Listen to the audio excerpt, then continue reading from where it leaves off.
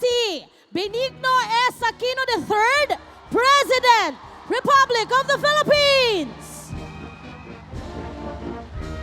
Once again, ladies and gentlemen, let us give a big round of applause to our beloved DDG Pascua.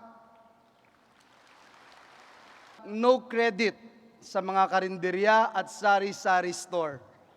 Minsan po may isang lalaking gustong makalamang at pumunta sa tindahan at sabi, "Ale, pahingi naman ng ketchup, suka, toyo. Bigyan mo na rin ako ng 2 litrong Coke. Next week na ang bayad."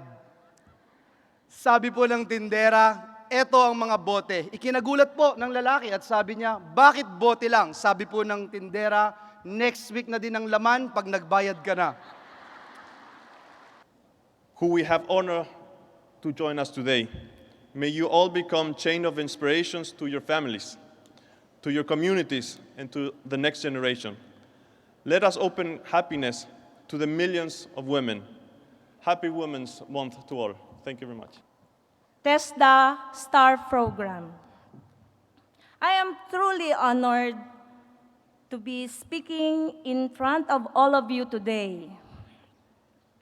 Before I end, Kaya naman dadako na lang ako sa talagang punto ng event natin ngayong umaga.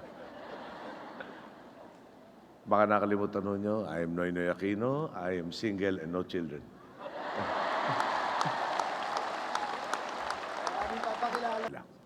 Nariyan ang sinabi ng aking ama na the first freedom is the freedom from hunger.